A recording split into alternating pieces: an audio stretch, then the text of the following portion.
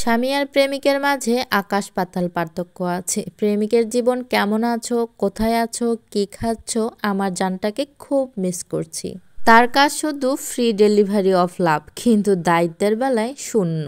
তাকে কাজ করতে হয় না, বিল দিতে হয় না, এমনকি ঘরের বাতিও প্রেমের আলোয় জ্বলে ওঠে না। কিন্তু স্বামী সকাল থেকে রাত পর্যন্ত এটাই ভেবে চলেছে, আজকে বাজার করব কি দিয়ে, বাচ্চাটার স্কুল ফি কি করে দিব, ঋণ পরিশোধ কি করে মেটাবো। প্রেমিকের দায়িত্ব শুধু মোবাইলটা চার্জে লাগানো, কিন্তু স্বামীর পকেটের চার্জ যদি ফুরিয়ে যায় পুরো সংসারটা হাহাকার করে। প্রেম খুব সহজ, কারণ সে তো দায়িত্বহীন। প্রেমিক হয়তো আপনাকে রোজ বলবে আমি তোমাকে ছাড়া বাঁচবো না, আকাশ থেকে চাঁদও এনে দিতে চাইবে, তখন হেসে ফেলবেন, কারণ সেই মানুষটাকে কখনো গ্যাসের দাম দিতে হয় না বা ভাবতেও হয় না এটা নিয়ে, বা বাজারের মূল্য বৃদ্ধি হলো কিনা সেটা নিয়েও কখনো ভাবতে হয় না। অথচ বাচ্চার স্কুল ফি কি করে দেবে এটা ভেবে ভেবে তার রাতে ঘুম হয় না একটা স্বামীর। আর স্বামী সে হয়তো রোমান্টিক মেসেজও দিতে ভুলে যায়, কিন্তু সে এটা ভুলে যায় না 1 তারিখ আসলে তার ঘর ভাড়া দিতে হবে।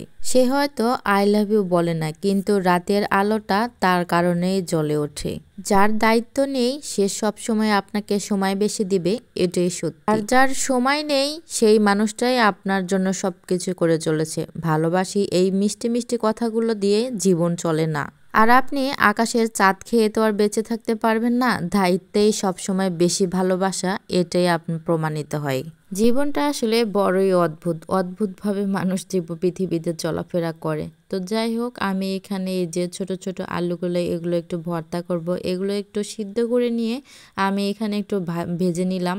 তো ভাজার সময় এখানে আমি পেঁয়াজ মরিচ সবকিছুই কিন্তু ভেজে নিয়েছি, দেখেছেন। এই আলুটা কিন্তু ভর্তা খেতে ভীষণ মজা লাগে, আমার তো বেশ ভালো লাগে। আপনাদের কেমন লাগে অবশ্যই কমেন্ট করে জানাবেন।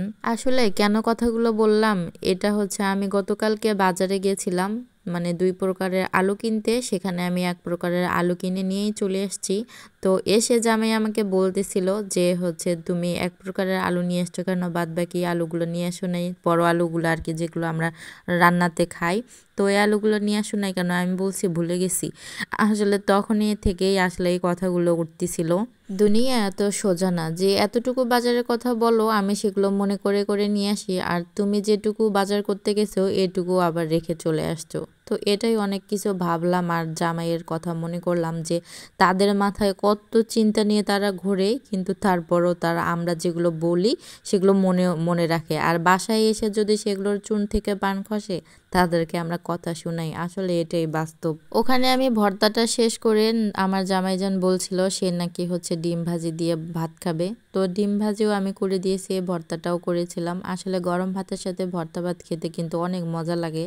আসলে কার কেমন লাগে জানি না, আমার তো খুবই ভালো লাগে। তো এখানে খাওয়া দাওয়া করে আমি দুপুরের জন্য একটু করলা ভাজি করছিলাম। আসলে সারাক্ষণ রান্না করতে বিরক্ত লাগে, ভালো লাগে না, কিন্তু তারপরেও এখানে আমার করতে হয়েছে। আজকে আমি প্রচণ্ড কাজ করেছি, সারা দিন খুব অনেক কাজ করছি, মানে বলতে গেলে আমার বাচ্চাটা যে অসুস্থ আমি তাকে কোলে নিতে পারি না, ও 2 বারই একা একা ঘুমায় গেছে, দেখে আসলে অনেক কষ্ট লাগছে বাচ্চাটাকে দেখে।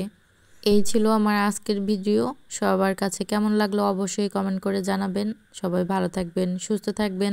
আল্লাহ হাফেজ, দেখা হবে পরবর্তী কোনো ব্লগে। আসসালামু আলাইকুম।